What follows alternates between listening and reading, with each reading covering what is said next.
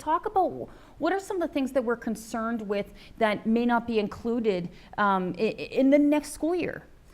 Yeah, so there's an awful lot that's included in that curriculum, but some of the highlights would be around consent, would be around healthy relationships, would be around cyberbullying, sexting, online predators. All of these kinds of things are all included in this curriculum and discussed at appropriate ages through the grade cycle. And these are going to get lost. Now, I think yesterday the government backpedaled a little bit and said, yes, some of that stuff's going to be in there. Okay, but which? When is this new curriculum going to be published? When are our educators going to know which curriculum it is they're going to be teaching this fall? So, you know, and we'll talk about that. Let's expand on that a little bit. I mean, you know, it seems to be that the government, as you said, that they kind of backtracked and are going to, I guess, keep certain things, and I understand that you're saying which, but isn't that kind of like the government answering to the public outcry because there was a public outcry? Does that show any promise that there could be maybe some sort of partnership here that we can move forward to review this together as opposed to just, here you go, this is the curriculum you're getting? We would love to work together on this. And I think, you know, we must remember that the 2015 curriculum was not drafted by one individual. It was drafted by a lot of people. It was reviewed, and the consultation included 2,500 parents across the province.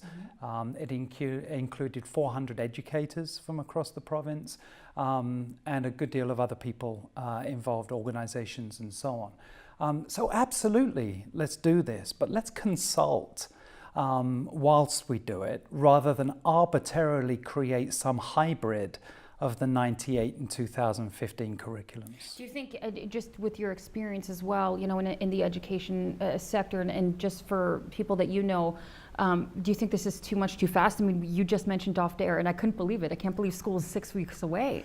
6 weeks away. Yes. So do you think that's not really enough time? I don't see how the government can go through a proper consultative period in 6 weeks for a change of curriculum on something as important as this. Okay. Yeah. So I guess let me ask you this before we wrap up here. You know, for those that are in favor of taking this curriculum off the table, we've had critics of this, the current curriculum as it stood throughout the whole process since 2015 when it came out. What do you say to those people that, you know, it was too much too soon, it doesn't give parents, you know, power, parents should have the right to monitor what their kids are learning. What do you say to that?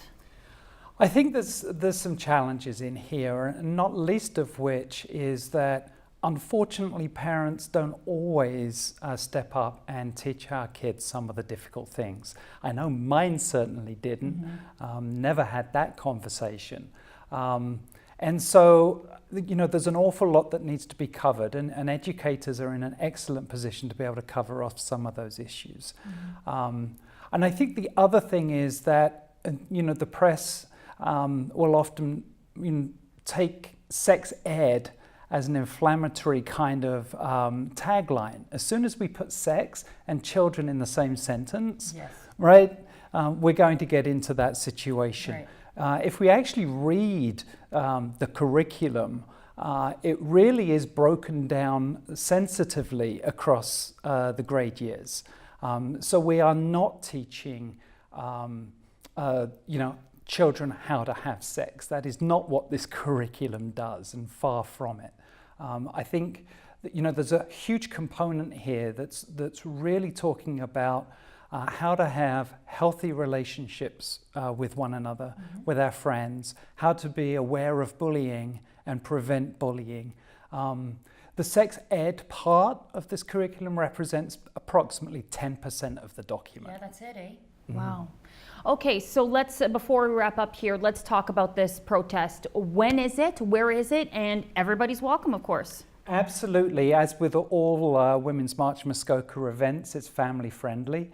So it is happening at 1 o'clock this coming Saturday, the 21st of July. We will be outside Norm Miller's constituency office in Bracebridge. That's 165 Manitoba Street. We've extended an invitation to Mr. Miller to come and join us and have a dialogue and have a conversation.